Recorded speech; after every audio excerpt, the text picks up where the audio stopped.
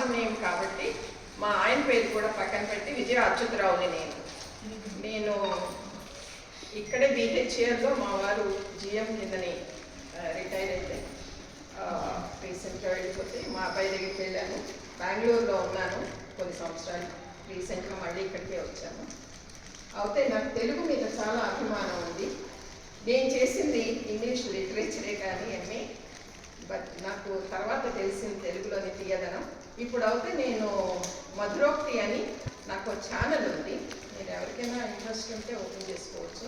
దాంట్లో అంతా మన ఎథిక్స్ నుంచి తీసుకున్న కొన్ని పికప్ చేసుకుని మన డే టు డే లైఫ్లో ఎలాగా అవి పనికొస్తాయి, అసలు ఎందుకు చేశారు, మానవ జీవితాన్ని సరిదిద్దడం కోసమే కదా అది చేసింది. అందుకని దాని నుంచి కొన్ని తీసుకుని అది మనకి ఎలాగా ఉపయోగపడతాయన్న దాంట్లో నేను కొన్ని చేశాను.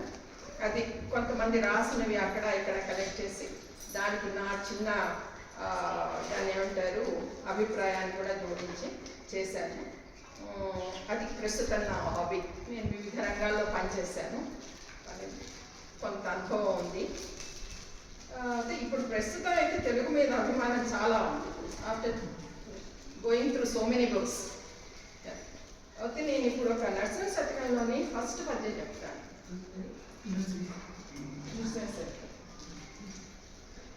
శ్రీ మనోహర సురార్చిత సింధు గంభీర భక్తవత్సల కోటి భానుతేజ సింజనేత్ర హిరణ్య కశపు నాశక శూర సాధు రక్షణ శంఖ చక్రహస్త ప్రహ్లాద వరద పాపధ్వంస సర్వేశ క్షీరసాగర శయన కృష్ణవర్ణ పక్షివాహన నీల భ్రమర కుంతల జాల పల్లవారుల పాద పద్మయుగళ చారు శ్రీచందనాయను చర్చితాంగ కుండ కుడ్మల దంత వైకుంఠ ధామ భూషణ వికాస శ్రీ ధర్మపుర నివాస దుష్ట సంహార నృసింహ దురిత దూరా.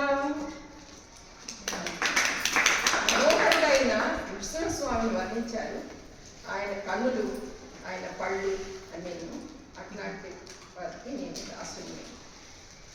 తర్వాత పోతన గారి పద్యం ఇందాక చెప్తుంటే నేను కూడా అంత ఇన్స్పైర్ అయ్యాను. అంబనవంబుజ సారద చంద్ర చంద్రికాడంబర చారుమూర్తి ప్రకట స్ఫుట భూషణ రత్న దీపిక చుంబిత దిగ్విభాగ సుత సూక్త విభక్త నిజ ప్రభావ భావాంబర వీధి విస్తృత విహారిణి నను కృపచూడు భారతి. పోతన గారు తెల్లటి సరస్వతి తల్లి ధరించిన అన్ని తెలుగుతో